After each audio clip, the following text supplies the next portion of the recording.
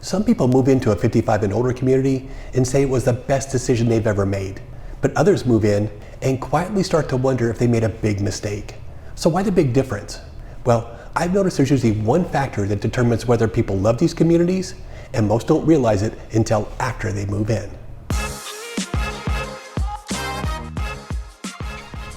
If you're new to this channel, my name is Casey, and I help people buy and sell homes here in Southern California. And I specialize in the 55 and older communities of Trilogy, Glen Ivy, and the community of Terramor here in Corona. And over the years now, I've seen many seniors thrive in these communities, but I've also seen many seniors struggle too. But I have noticed something interesting. There's usually one key reason that determines whether people end up loving their 55 and older community or regretting their move. But unfortunately, most people don't realize it until after they move in. But before we get to that, let me show you why so many people love these communities. And number one is the social lifestyle. Now, one of the biggest reasons people love 55 and older communities is the social environment that's built in. Most people that buy into this lifestyle are looking for things to do, and that includes clubs, groups, events, and other people in the same stage of life. And for many retirees, this is actually a huge change from living in a traditional neighborhood where people were busy working or raising their families. So when these people move into a senior community, they really enjoy the social life that they have access to. Next are the amenities. Another big attraction to these communities are the amenities. And every community is different, but you can typically expect to find things like resort-style pools, fitness centers, pickleball courts, golf courses, walking trails, and clubhouses.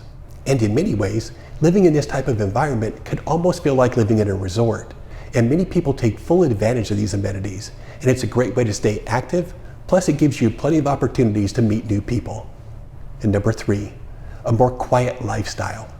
Now, another thing many people like about these communities is they typically offer a quieter environment than they find in a regular neighborhood. Now, this isn't always the case in a 55 and older community, but most of them here in Southern California do offer things like less traffic, fewer kids, and a slower pace of life. And for people just entering the retirement stage of life, this peaceful environment can be exactly what they're looking for. And finally, number four, single-story homes. Now, this is the number one thing people are looking for in a senior community. And this is due to aging and injuries, but most people really prefer to live in a single-story home. Now, there are a few communities that do offer two-story homes, but the vast majority of 55 and older communities offer single-story homes, and it's a great selling point for seniors. Now, before we move on, if you're finding this video helpful so far and you want more insights about buying or selling in a 55 and older community here in Southern California, make sure you hit that subscribe button down below. Now, I post a new video every week about housing issues that really matter to seniors. Okay, let's switch gears now and take a look at the other side of this debate. Because the truth is, some people absolutely hate these communities. But when I get a chance to talk to people about this topic, three things come up over and over again. So let me share with you what they are. Number one, HOA fees. Now, the first thing you'll hear people complain about in these communities are the HOA fees. And the sad reality is, these fees are going to go up over time. But if the community wants to maintain and upgrade their amenities, they have to have a strong reserve fund set aside. And you have to remember that the landscaping and insurance costs for these communities are constantly changing. And it's very common for these costs to go up over time. And for many people, the lifestyle they get access to is worth this added cost, but others would rather not pay for these monthly fees. And number two, community rules. Now, this is a big one, and it's probably the biggest complaint I hear from people. But the HOA and community rules in some communities are really strict. And if you're not used to this type of environment, it can be hard to adjust to. But you're going to find rules for just about everything in these communities, including things like exterior changes to your home, where you can park your car, restrictions on your visitors, and the type of plants you can use in your landscaping. But if you're someone who values total freedom with your property, it can sometimes feel very restrictive. And number three, it's something people refer to as the high school effect. And this is something that surprises a lot of people when they move to a senior community. But in a lot of cases, the social scene in a 55 and older community can feel a lot like high school all over again. And you'll definitely find tightly knit friend groups around the clubhouse and sports courts.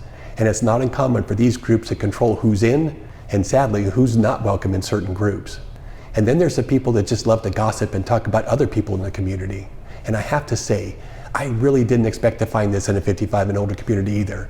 But having been in our community now for 4 years, I can tell you firsthand this type of behavior does exist, and it's something you have to deal with. Now, some people don't mind it and they look at it as part of life here. But for someone who prefers more privacy or who doesn't like this type of behavior, it can be very upsetting. But after watching a lot of people move into these communities over the past few years, I've noticed the people who are happiest here usually have one thing in common.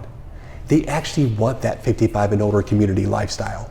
They've been waiting and looking forward to joining clubs and groups, meeting new friends, participating in all of the activities, and fully embracing the social aspects. And these are the people that absolutely love living in these communities. But not everyone's the same. Some people prefer a quieter lifestyle with less rules and fewer restrictions. And for these people, a traditional neighborhood is probably a better fit. So are 55 and older communities an amazing place to live, or are they just overrated? Well, the truth is, they really can be an incredible place for the right person. But the key is understanding the lifestyle you're looking for before you decide to move to one of these communities. So if you have any questions about life in a 55 and older community, just reach out and let me know. I've helped many seniors decide if this would be a good fit, but I've also helped many others realize that it might be a mistake too. But I'll always give you my honest opinion, and I'll be glad to point you in the right direction. Now, thanks again for watching today, and I'll see you in the next video.